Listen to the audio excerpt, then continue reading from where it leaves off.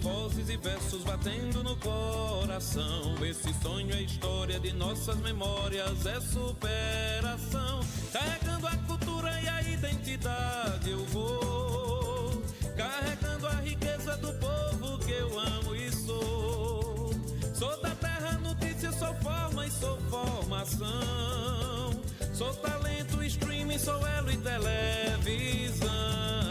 Sou a linguagem de um povo que é forte, que é belo. Sou tradição no novo, sou laço e sou elo. A linguagem de um povo que é forte, que é belo. Sou tradição no novo, sou laço e sou elo.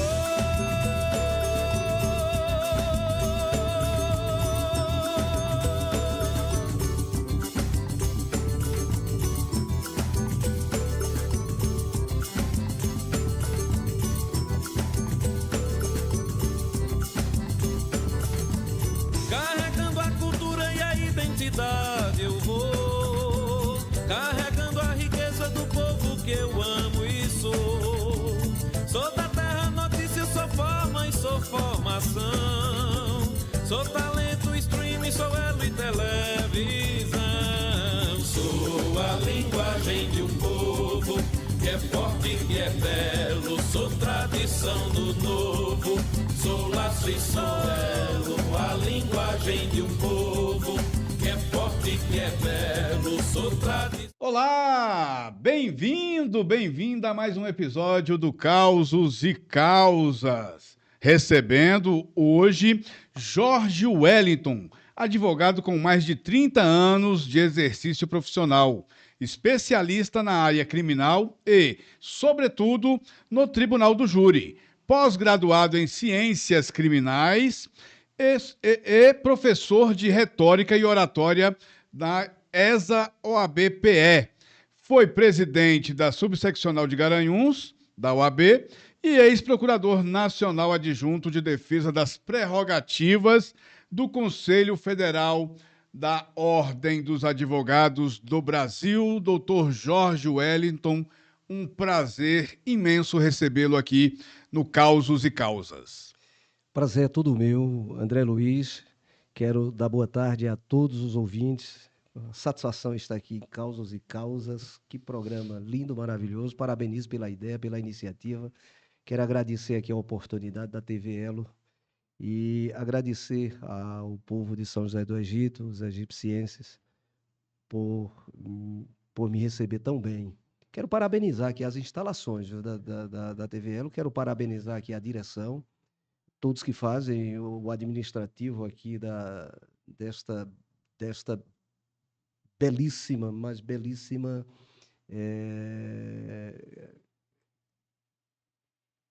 TV. TV. É uma TV, uma TV online. Mas eu estou tão encantado, viu, com a organização aqui, viu? Mas parabéns por esta TV, por este órgão de imprensa, de comunicação. Meus parabéns mesmo. Doutor Jorge, muito obrigado. Eu agradeço em nome da Elo TV. Doutor Jorge, o senhor tem um quadro, Café do JW, Café com JW, né? No seu Instagram. Isso, eu estava observando, estava dando uma olhada lá, acompanhando. Eu queria que você explicasse para a gente qual o objetivo, né, desse quadro, como funciona a dinâmica e como o café ajuda a destravar as conversas no mundo jurídico. É verdade. É uma ideia que nasceu, né, juntamente com um grande advogado, comunicador, amigo meu, que é dono, inclusive, de uma agência de comunicação lá de Garanhuns, Elvis Amâncio e sua maravilhosa esposa, Natália Felizardo. E surgiu essa ideia para que a gente pudesse, assim, conversar de uma forma mais amena e falar da vida, falar da existência de uma forma sem imposição, sem buscar supremacia. Ou seja, deixar a vida fluir. E nada do que um bom café para a gente ter assim, boas ideias, do ponto de vista, boas ideias a serem discutidas do ponto de vista da existência, bem como do ponto de vista da aplicabilidade na vida profissional. E o café contribui muito para isso. E nós, como nordestinos, né, sertanejos e pernambucanos, que somos, apreciamos um bom café. Por que não dizer um bom brasileiro? É verdade. Inclusive, o senhor fala sobre essa questão, Isso, né, do café e da isso, sua preferência por parte do povo nordestino, do povo pernambucano, isso. né? O café, ele lhe ajuda em quais momentos na sua vida? É, o café, ele tem, na minha vida, ele tem, do ponto de vista de substância, ele é um momento de relaxamento, mas é um relaxamento que traz um aguçamento também, né? Eu me sinto bem quando tomo cafeína. Lógico que você não pode exagerar, né? Porque quem tem, por exemplo, labirintite, quem tem crise de ansiedade, não pode exagerar na cafeína. Uhum. Mas uma dose bem equilibrada de cafeína faz bem. Muito bem. Vamos sair do nosso café, o amado café. Queria falar sobre a sua experiência como presidente da OAB, lá de Garanhuns, e como que ela influenciou a sua forma de enxergar as prerrogativas no âmbito nacional, né? Como que a sua presidência na OAB lhe trouxe essa visão? Eu quero agradecer pela pergunta, André. Nós temos aí 15 anos de vida orgânica do ponto de vista de política institucional. Sim. Eu digo a você o seguinte: quando você encontra-se insatisfeito com alguma situação, entendeu? A primeira coisa que você deve fazer é ter um olhar crítico. Você tem que ter um olhar crítico. Agora, porém, isso você não pode transformar esse seu olhar crítico em querer sucumbir ou atacar os protagonistas daquela situação, né? O que é que se confunde? Muitas vezes o ser humano ele confunde a situação com o protagonista da situação. E muitas vezes você quer transformar aquela situação, aquele estado de coisas, querendo destruir o protagonista, e não é por aí, né? Você não precisa criticar pessoas, né? Você não precisa atacar pessoas, você não precisa querer sucumbir como seu semelhante. Não, você deve preservá-lo. Você pode expor suas ideias, não atacando a pessoa, mas a resultante daquela conduta. Dizer, olha, eu acredito que isso aqui está equivocado, isso aqui está errado. E aí você tem que se colocar como opção. Entendeu? Você tem que se colocar como opção de dizer, olha, eu posso ajudar a transformar essa situação. Eu posso dar uma contribuição, porque a posição de criticar, a posição de cobrar, a posição de atacar é uma posição muito cômoda e eu diria muitas vezes covarde. Porque muitas vezes você ataca o protagonista daquela situação, mas e a sua empatia? E se você fizesse uma reflexão? E se eu estivesse no lugar dele, como era que eu faria? Eu faria melhor mesmo? Entendeu? Então, às vezes, é uma posição diria até de covardia. Então, eu me coloquei à disposição da advocacia, na época, lá da subseccional de Garanhuns, para, em conjunto com toda a advocacia, construir uma mentalidade nova na nossa OAB. Não estou dizendo que as mentalidades antigas eram mentalidades retrógradas, não. Não tenho crítica nenhuma a fazer aos presidentes que me antecederam. Cada um deu sua contribuição no seu tempo, no seu momento. E aí nós assumimos a presidência da OAB Garanhuns, implantamos vários programas, né? Poderia até citar aqui programas como Prazer OAB, na época, que é quando os advogados jovens juram, eles vão para a OAB para ter uma prévia de como é que funciona a OAB, desde o Conselho Federal até o Conselho Subseccional. Tivemos também um programa Primeiros Passos, né? O programa tutorial. Como é o programa tutorial? De tutores, advogados mais experientes em uma área auxilia seus discípulos, aqueles jovens, os neófitos advogados, recém-ingressos, eles auxiliam esses jovens advogados na tutoria, tirando dúvidas, ajudando na elaboração de teses e contribuindo de alguma forma. E também o programa Primeiros Passos, que é quando o advogado vai fazer sua primeira audiência, o tutor vai com ele, para dar uma segurança para ele. e dentre outras iniciativas. Quando nós assumimos a presidência da OAB Garanhuns, na época eu lembro que praticamente não existia nenhuma comissão formada. Quando nós saímos, acredito que nós deixamos 14 comissões funcionando. Entregamos uma sede nova, né, várias salas nos municípios, né, em comarcas, salas de apoio ao advogado estruturamos a sala de apoio ao advogado do Fórum de Garanhuns, construímos parlatório, especialmente o parlatório lá da cadeia pública de Lagedo, isso em 2 gestões. Mas o que eu costumo dizer é que a melhor coisa, a melhor contribuição que os advogados lá de Garanhuns deram na minha gestão foi exatamente a mudança de mentalidade. Mudança de mentalidade para, em vez de ser uma casa de competições, passou a ser uma casa de solidariedade. Advogados se ajudando mutuamente, entendeu? Uma verdadeira irmandade. Lógico que aqui e acolá tem divergências, isso é salutar. Mas eu acredito que esse foi o nosso principal legado, essa mudança de mentalidade, de humanização. Até porque a OAB é isso. É isso, perfeito. Né? A OAB ela tem essa visão de juntar e não de separar, Perfeito. não de disputa. Perfeito, né? Exatamente. Exato. Ok. Doutor Jorge, depois de 30 anos, né, de mais de 30 anos aí de experiência, o frio na barriga antes de um júri, ele... antes de uma sustentação ainda é o mesmo ou hoje em dia já é normal, não tem mais esse frio na barriga? Não, o normal é que você sabe que vai passar, né? Que quando você começa, é minha esperança, entendeu? Quando eu começar a falar, eu tenho certeza que esse frio vai passar, mas esse frio na barriga, essa tensão, esse nervosismo que antecede, ele não tem como você fugir disso. Continua do mesmo jeito, da mesma forma, entendeu? O que é que me alimenta? O que alimenta, eu tenho certeza que esse nervosismo vai passar na hora que eu começar a falar. Então, calma, Jorge, calma que vai dar tudo certo, entendeu? Pensamento positivo, você se preparou, você vai fazer corretamente. Fique tranquilo, mas esse nervosismo acontece sempre, não tem como fugir disso.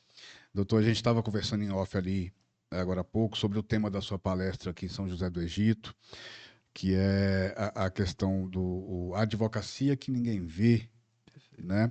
Eu queria que o senhor falasse um pouco sobre isso, que a gente estava, né, batendo um papo ali sobre a importância dessa questão, né, principalmente na questão de comparações e os danos que isso pode trazer, principalmente ao jovem advogado. Então, eu queria que o senhor entrasse um pouquinho nessa questão da sua palestra, né, que foi ministrada, né, aqui em São José do Egito. Amigo André, veja bem, o que é que existe hoje? Sempre existiu, mas hoje isso está muito acentuado. É o império do sucesso. Alguns impérios, o império do sucesso, o império da felicidade, ou seja, algo impositivo. A advocacia que ninguém vê. O advogado, ele passa por situações que são situações típicas da profissão. São as noites insônias, é a solidão do advogado, é o estudo esmerado para se construir uma tese, é elaboração de petições, é acompanhamento de prazos, são recursos que o advogado precisa manejar. E isso requer um conhecimento técnico muito acentuado também. É necessário que o advogado se prepare, é necessário que o advogado tenha um preparo cognitivo, né? Um preparo do ponto de vista do conhecimento empírico e intelectual, de muita leitura, de muito estudo, né? De muita pesquisa, e de aprendizado constante. Mas é necessário também, e aí eu acho que, por incrível que pareça, é fundamental para o advogado ele se preparar para a vida, se preparar emocionalmente. Por quê? Porque a advocacia enfrenta inúmeras adversidades, mas inúmeras mesmo. Por quê? Porque, imagine você, uma estrutura monstruosa que é a estrutura estatal do Estado. E o Estado, ele é composto, né, com seus tentáculos e toda a sua estrutura, com toda a sua máquina, e dentre essa máquina existe algo chamado jurisdicionado, cidadão. Cidadão. E muitas vezes esse cidadão, por uma visão estatal, por uma visão estatal, por uma visão de pacto social, esse cidadão cometeu um erro.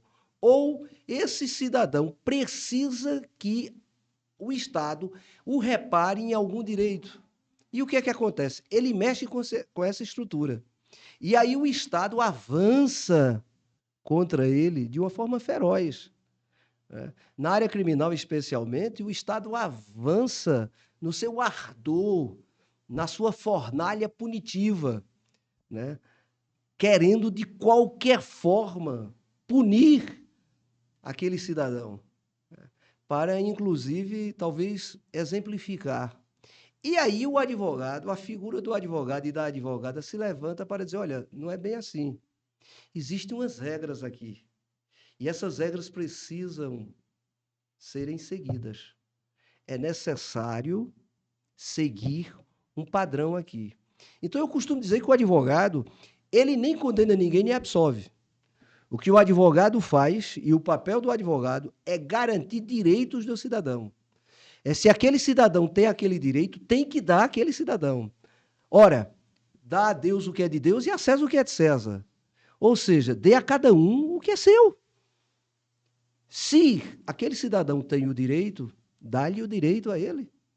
Garantir um julgamento justo, é isso que o advogado tem a fazer. Ou seja, garantir que as leis sejam aplicadas de forma indistinta.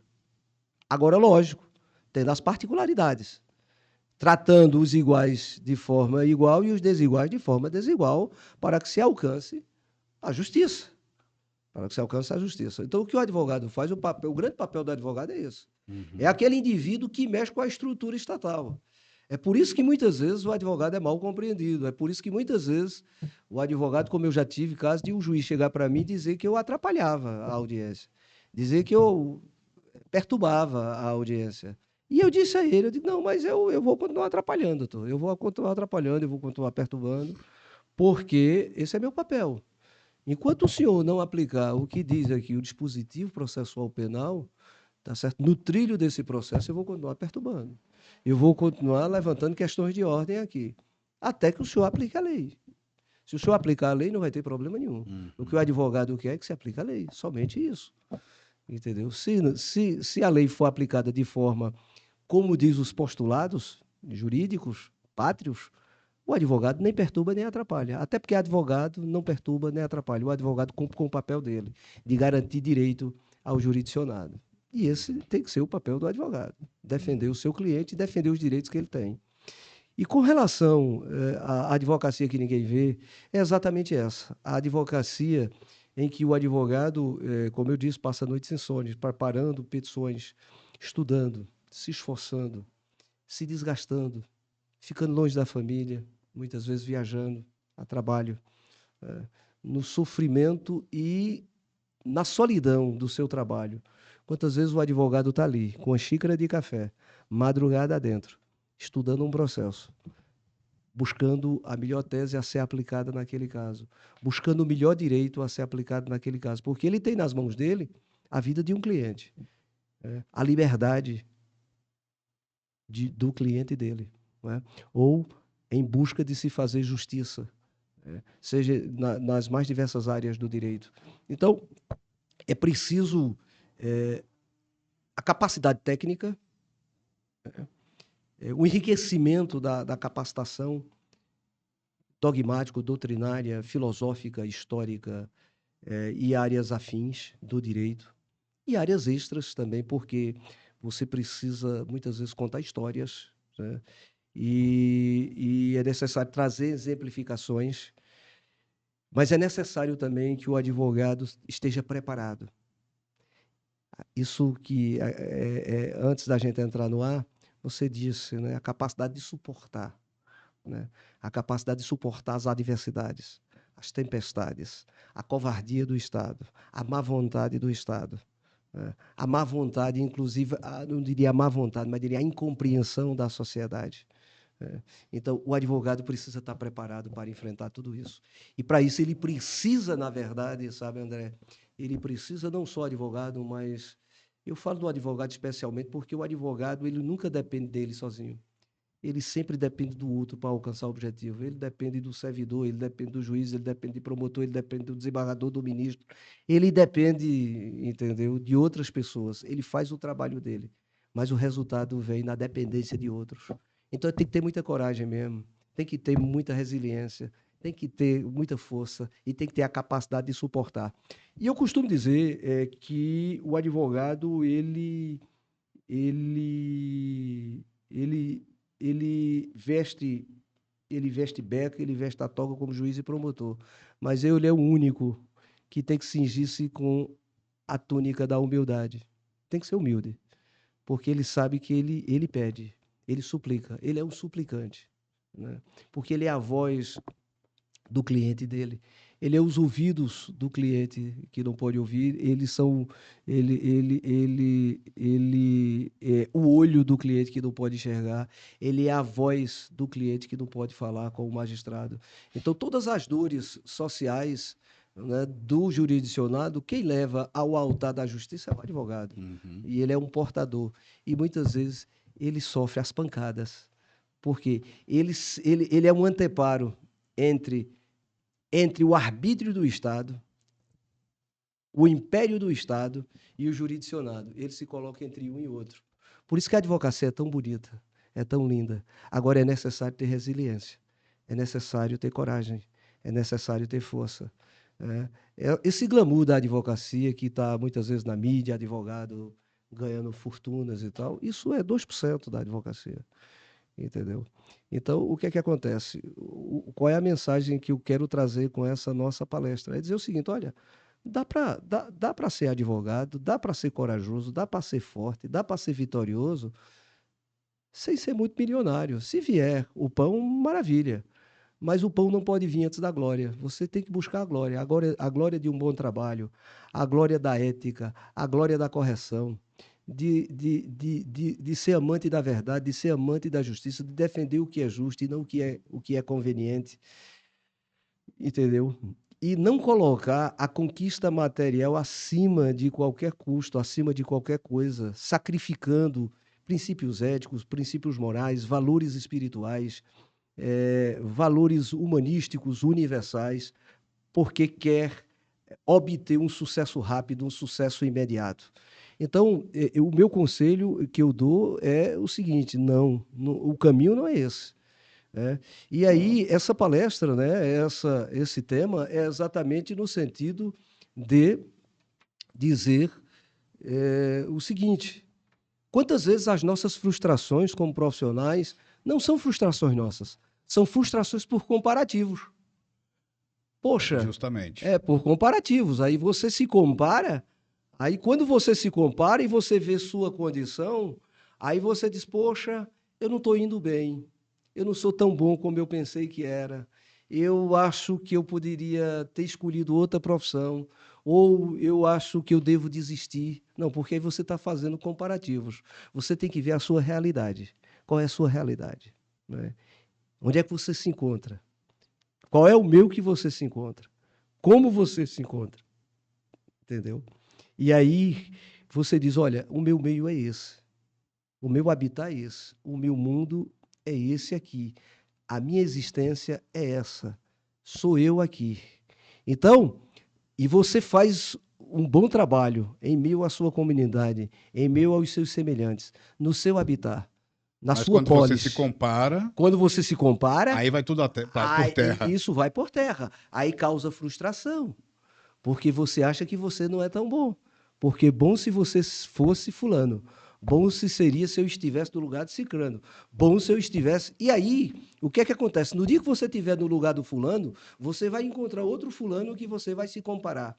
E aí, o que é que acontece? É uma desgraça, porque você fica fabricando angústias. Uma roda viva. Isso. Mas de angústias e sofrimento. Porque o desejo traz o sofrimento.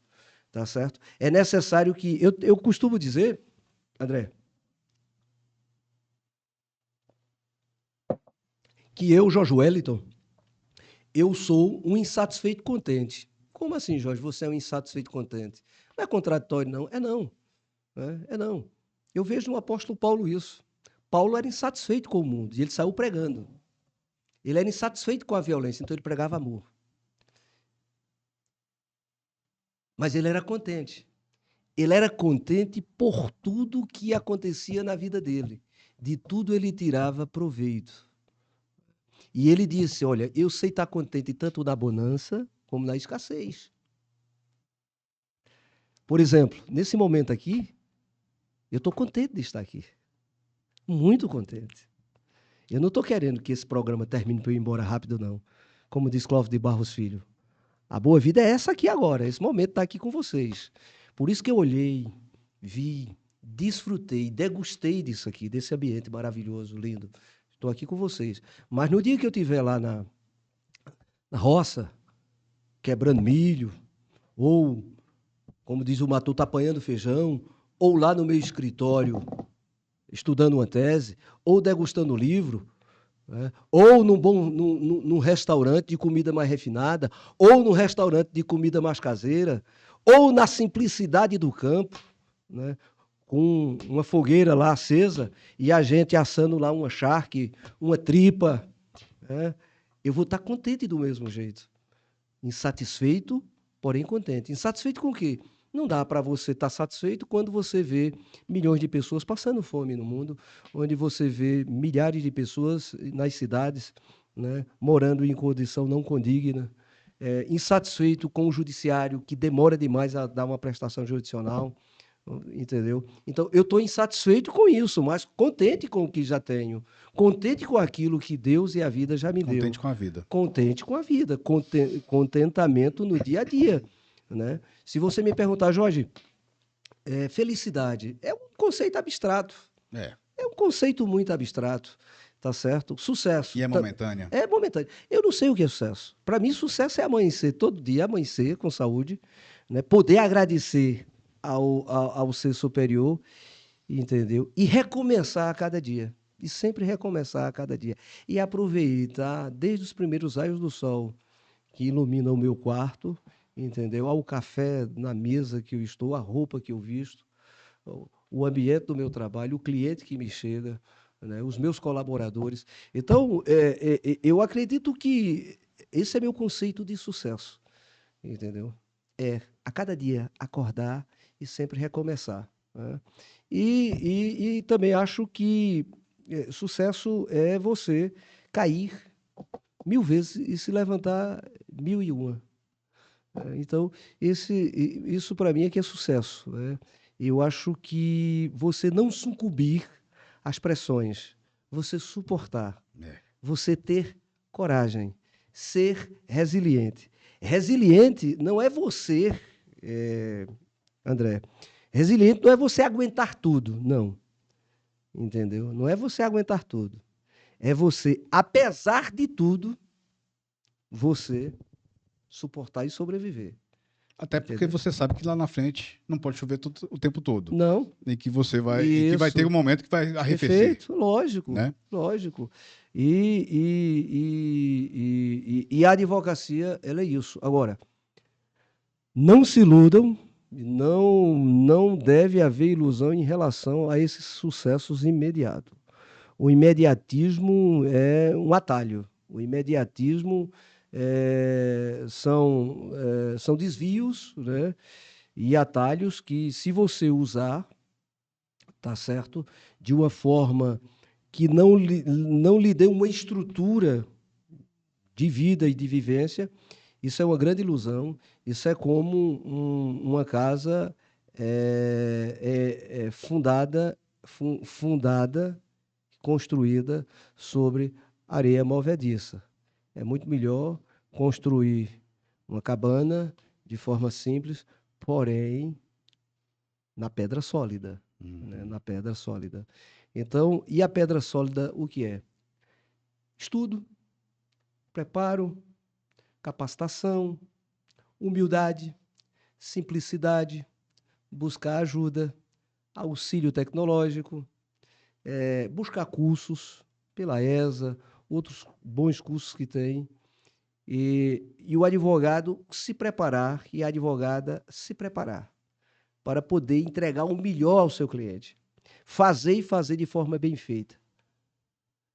Se você me perguntar qual o júri célebre que eu fiz um que me deixou famoso, foi o caso Serrambi, tá certo? Mas eu acredito que o júri talvez mais apaixonado que eu tenha feito foi o meu primeiro júri, quando eu absolvi meu cliente e meus honorários foi um peru.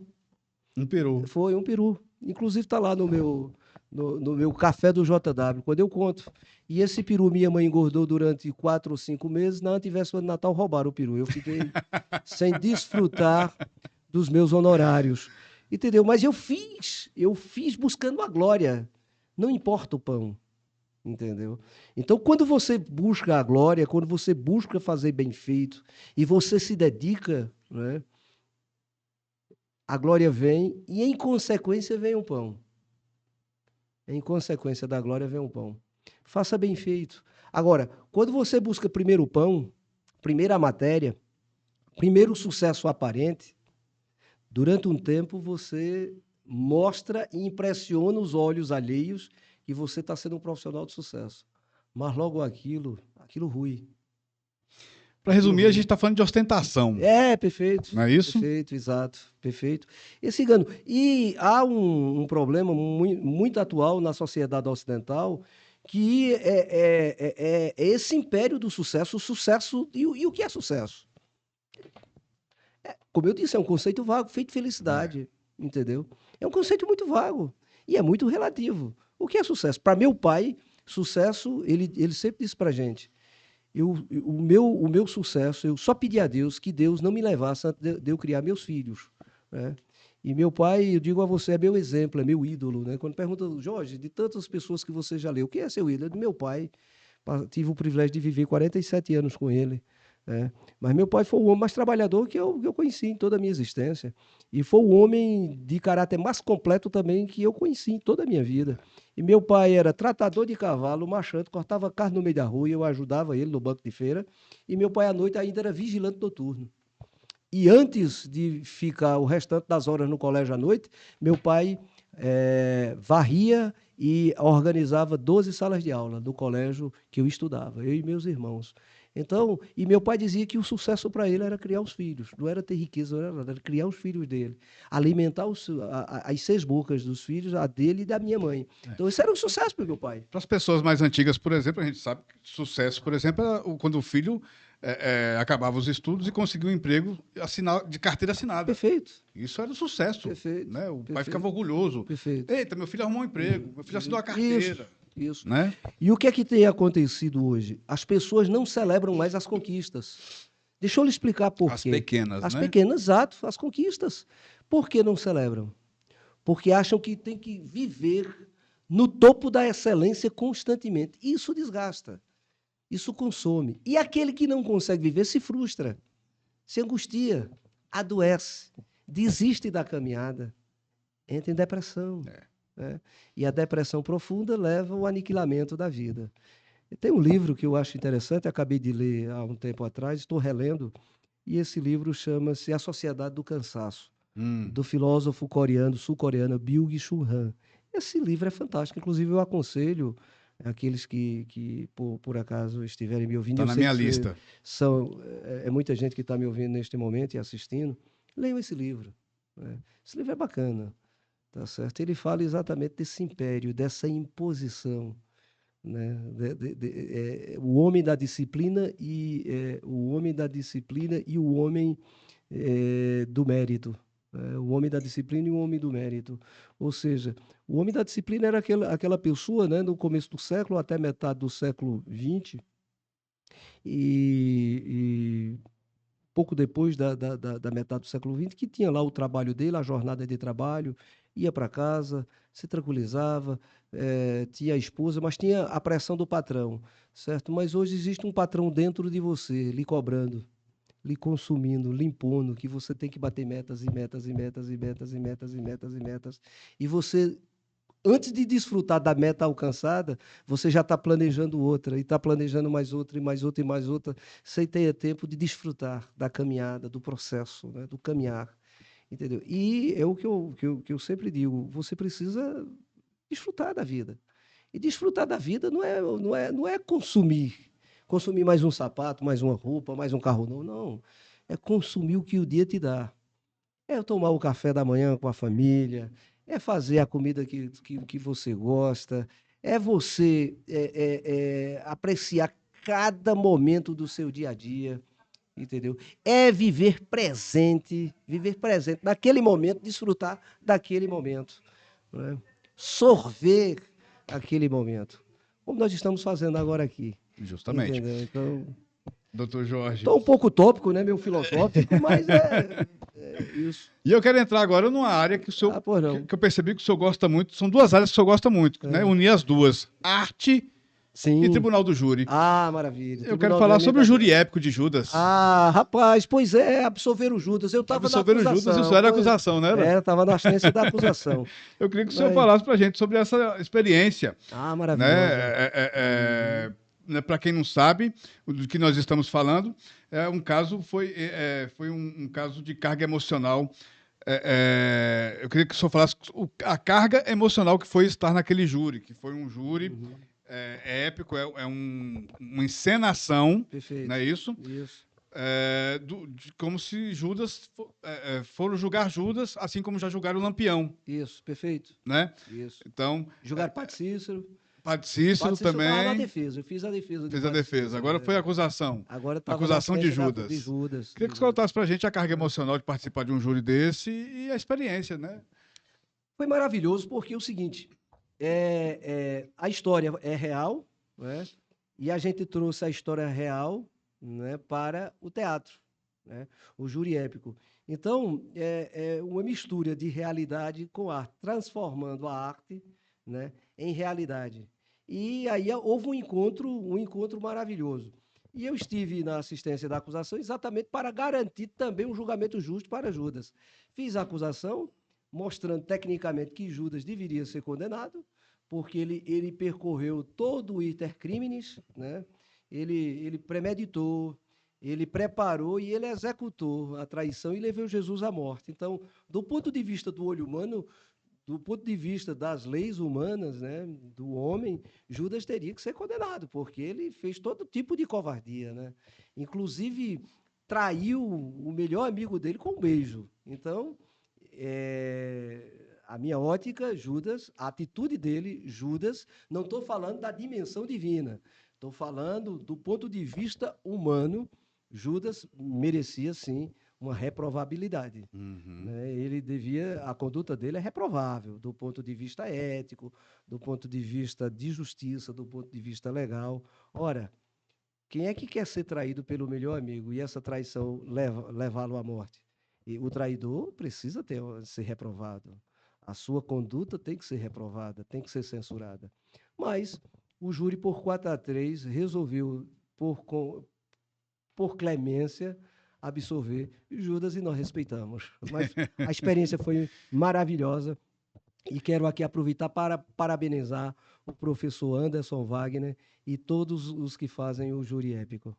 Eu queria que você falasse sobre a importância desse tipo de júri que é encenado, que pega casos antológicos, casos que não tiveram realmente julgamento nenhum, mas que trazem para os dias atuais para fazer um júri. A importância desse tipo, né, de encenação dentro da área jurídica e principalmente para os novos advogados. Sim, sem dúvida. Como dizia Ferreira Goulart, né, a arte existe porque a realidade não nos basta. Nietzsche diz nos seus escritos que a arte existe para que a realidade não nos destrua. Esse tipo de experiência é de fundamental importância, porque principalmente para o advogado que tem paixão pela tribuna, especialmente pela tribuna do júri, porque ele vai aprender através da arte, né? Primeiro, que através da arte, veja bem como a arte é importante. Primeiro que através da arte, ele não tem ele não tem aquela pressão emocional se ele estivesse no tribunal real. Mas ele começa ali de uma forma mais relaxada, fazendo esse trabalho de forma artística, de forma mais tranquila, de forma, eu diria, não diria relaxada, mas de forma mais amena, o aprendizado ele flui melhor. E quando ele for aplicar na arte, na sua vida real, ele vai estar mais preparado. Eu digo, eu já vivenciei isso. Não vivenciei de uma forma real, mas vivenciei na arte. Se eu vivenciei na arte, eu posso vivenciar aqui. Mas eu já estou acostumado. Aqui vai ter só um ingrediente a mais de uma adrenalina, de um nervosismo. Por isso que no meu curso, quando eu palestro sobre a retórica e oratória, eu costumo dizer, e isso eu posso falar e trazer minha esposa como testemunha, minha querida esposa, Luciana Matos, e ela sabe disso. Todas as defesas que eu fiz no tribunal do júri, eu já fiz debaixo do chuveiro da minha casa. É tomando banho e dizendo o que vou dizer, e repetindo para mim o que vou falar. E se surgir esse questionamento, se surgir esse, como é que eu respondo? Eu respondo dessa forma, treinando. Assim como o artista de televisão, ele encena aquela cena várias vezes e vai... Passa o texto. Passa o texto. Por isso que é necessário o advogado se preparar, se capacitar, se treinar e depois, quando as cortinas baixem as cortinas, né? Começa então a cena. Ele vai estar preparado para enfrentar qualquer desafio que por ali aconteça, inclusive o improviso. Uhum.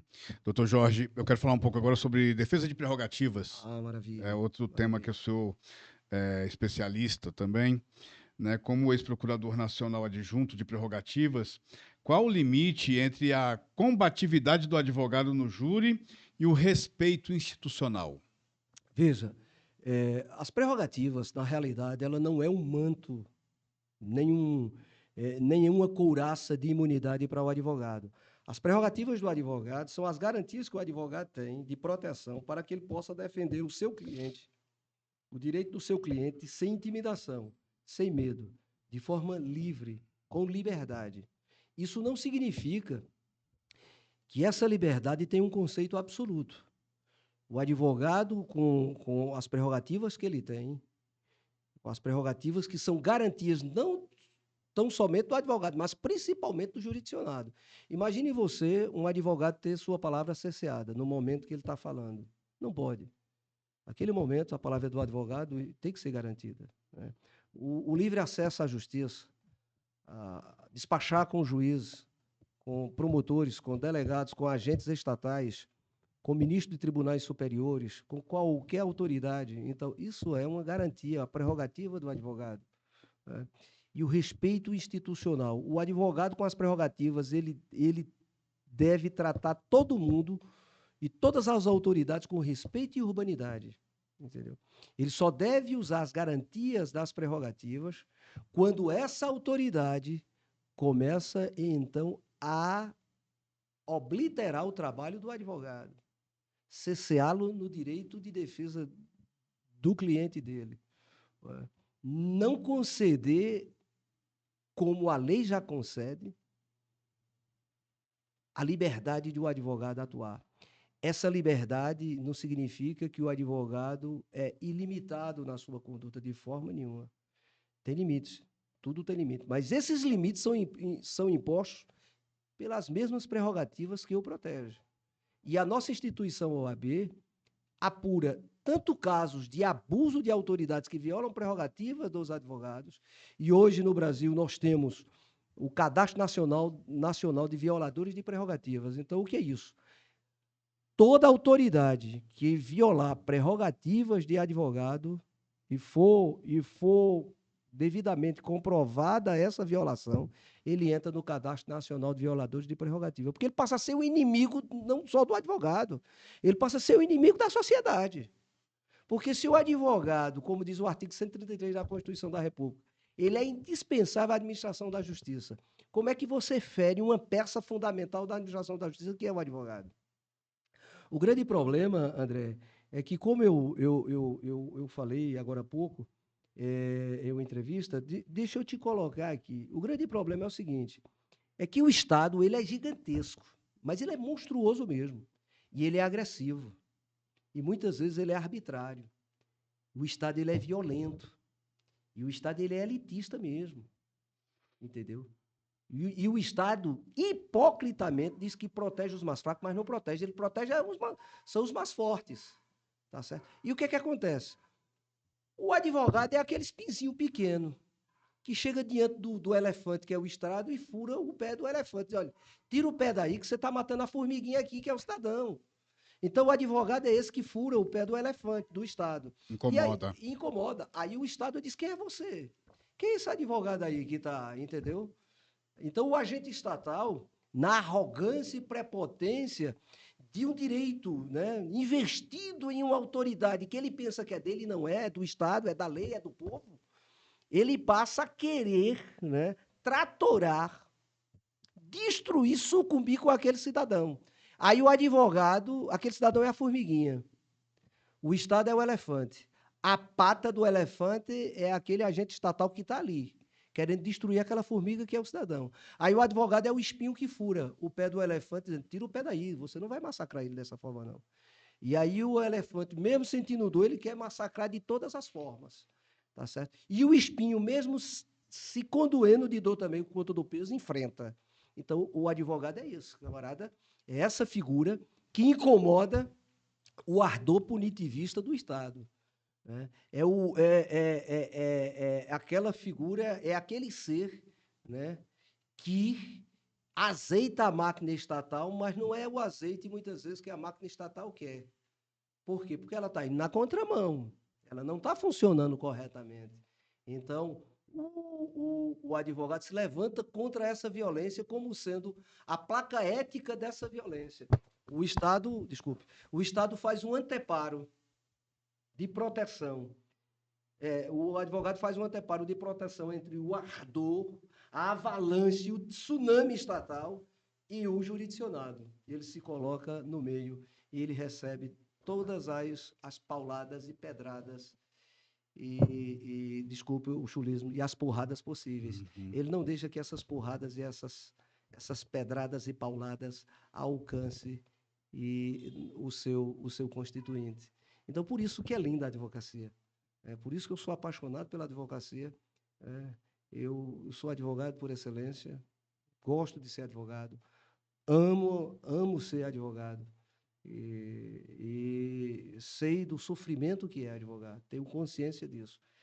As adversidades que nós enfrentamos, como eu já falei aqui, né, são inúmeras, né, como a morosidade do judiciário, a covardia, né, do Estado, e muitas vezes a incompreensão da sociedade e também a cobrança do cliente por resultado. Uhum. E muitas vezes você quer dar o resultado, mas você não consegue, porque circunstâncias alheias à sua vontade permitem que você entregue o resultado.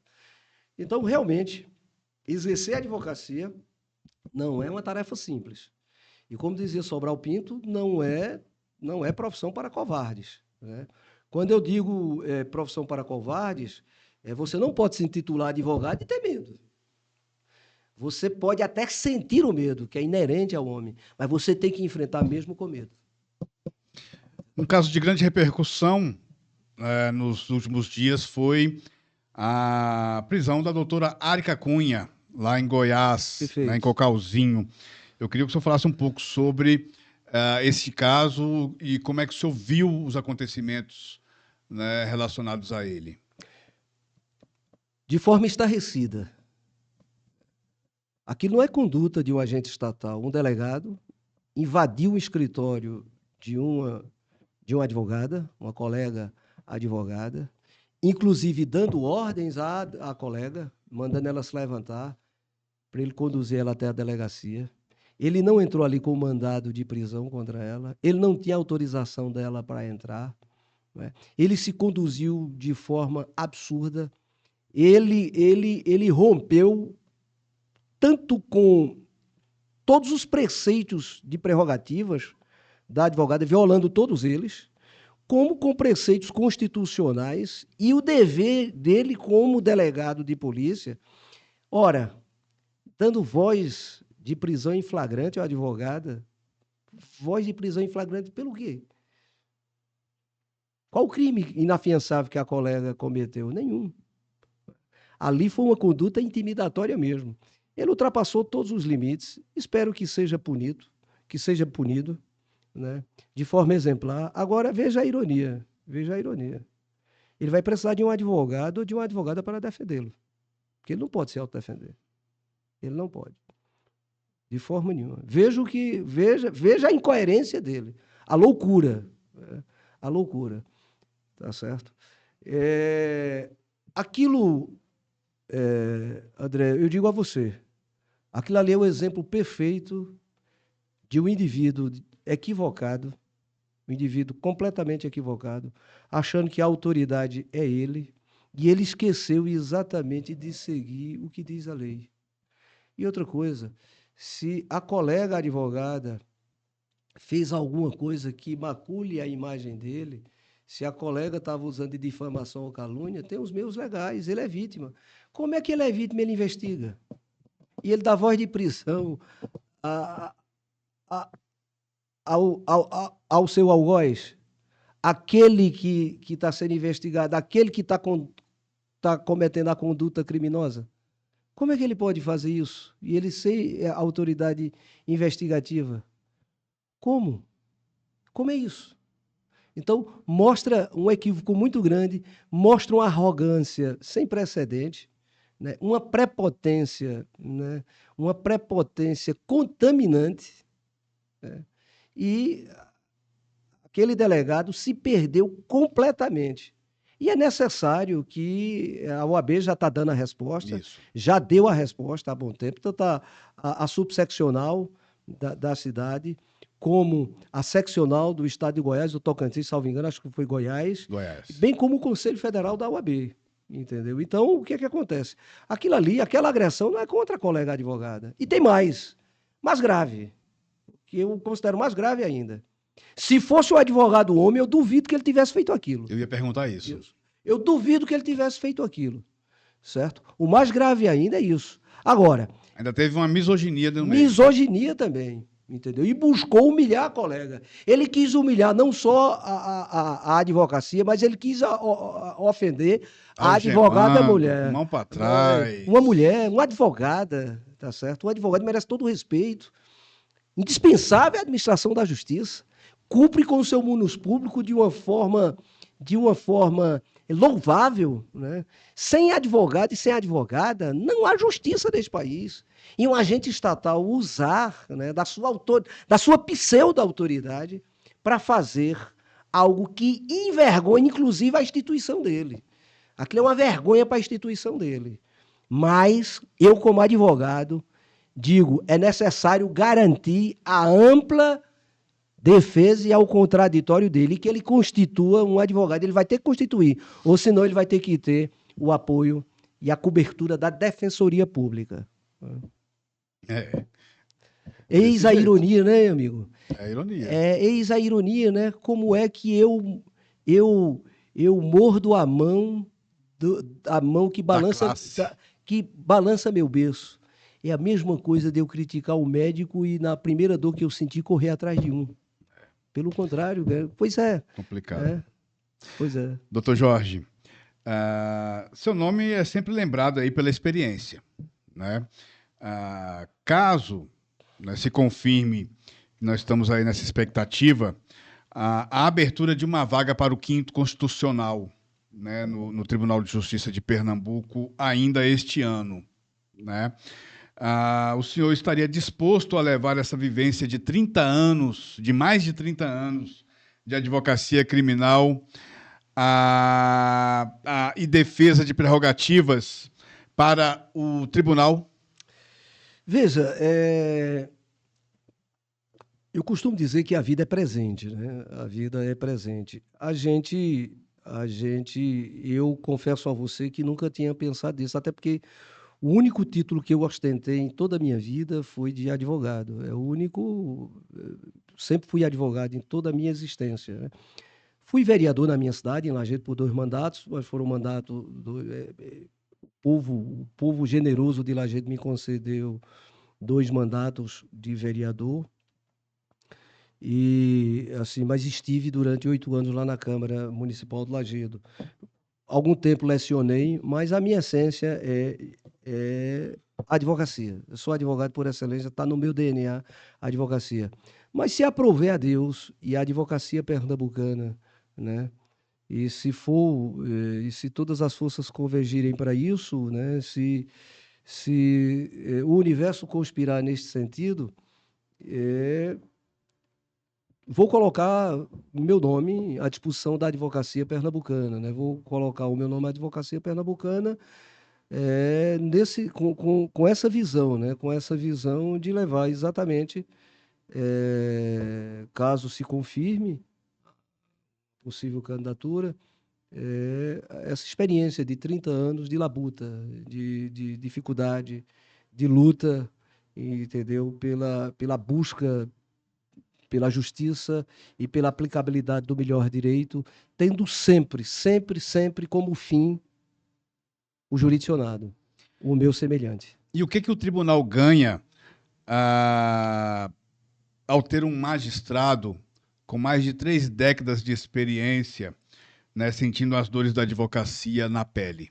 Na verdade, eu levarei minha experiência, mas haverá, na verdade, neste caso, um aprendizado da minha parte também, né?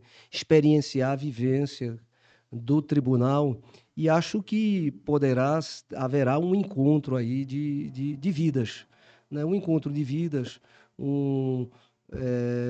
com certeza magistrados muito mais experimentados do que eu, muito mais inteligentes e competentes e brilhantes, e a gente vai levar a visão de um advogado interiorano, de um advogado que nasceu, se criou no interior, que passou por todas as dificuldades na vida como pessoa, primeiro pela origem humilde que eu tenho, né, de muita dificuldade, de escassez mesmo, de escassez material, né? E depois a experiência de alguém que advoga, que sempre advogou, sem ter ninguém na família. Fui o primeiro a terminar um curso superior na minha família, fui o primeiro a fazer direito, comecei advogando sem ter sala, sem ter escritório, com todas as dificuldades inerentes ao início de uma carreira, né, advocatícia.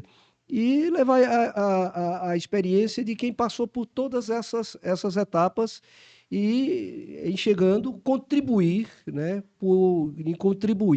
né, dar uma contribuição com muita humildade, né, cônscio das minhas limitações ao Tribunal de Justiça e ao povo pernambucano, entendeu? Mas sempre visando aprender, né, aprender com os demais, no papel de aprendiz mesmo, no cotidiano, mas com uma primazia.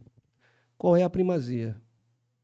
Colocar o semelhante que bate à porta da justiça como fim. O fim é o meu semelhante, é o meu irmão, o ser humano que se encontra por trás daquele processo, seja ele físico, seja ele eletrônico. Doutor Jorge, a gente está se aproximando para o final do nosso bate-papo e agora chegou a hora do nosso ping-pong. Pois não. Que são perguntas rápidas e respostas ligeiras. Certo, amigo. Vamos lá. Um café inesquecível. Um café inesquecível, quando você diz, é o café ou o local do café? É o momento que você tomou o café. O café do JW, isso é inesquecível. Um orador que te inspira. Demóstenes. O livro que moldou o seu caráter. Sem dúvida, o maior clássico da humanidade, a Bíblia Sagrada. Garanhuns ou Recife? Rapaz, Garanhuns ou Recife? Eu poderia ficar com Lajeado. Pode. Mas são 2 cidades, amo as duas. Deixa eu lhe dizer o seguinte, eu posso dizer? Pode. Então, deixa eu dizer um verso que eu digo à minha filha, né? Pernambuco é o meu país, Recife é minha capital, Garanhuns, minha cidade, Lajeado, meu torrão natal. Ficou bom? Ficou ótimo. Pronto. Eu sou cidadão garanhuense, viu? Sou cidadão, ganhei o título. Mas Povo de Garanhuns nascido em Lajedo. né? Então, Pernambuco é meu país, Recife minha capital, Garanhuns minha cidade, Lajedo meu torrão natal. Show de bola. O que não pode faltar num dia de júri? Ah, sem dúvida, o que não pode faltar de forma nenhuma é o preparo prévio, o estudo e a disposição e a coragem de fazer o melhor. Jorge Wellington por ele mesmo. Jorge Wellington por ele mesmo. Um insatisfeito contente. Um insatisfeito contente. Eu gostei dessa nomenclatura. Isso. Um insatisfeito. Usarei. Pode usar, fica à vontade. Um insatisfeito contente. Doutor Jorge, eu quero agradecer a sua presença aqui nos estúdios da Elo TV, participando do Causos e Causas. Nosso muito obrigado. Eu que agradeço, André. Eu te agradeço, André Luiz, agradeço aqui a Elo TV, agradeço a todos que fazem essa TV maravilhosa. Parabéns mais uma vez pelas instalações, pelo programa. Agradeço ao povo de São José do Egito pela acolhida, pelo carinho. Espero voltar outras vezes. E muito obrigado, que Deus abençoe a todos vocês. Um grande abraço. Um grande abraço. E para você que nos acompanhou até agora, nosso muito obrigado. Olha, já sabe, compartilha, curte e leve nossa mensagem cada vez mais longe. Um grande abraço e até a próxima!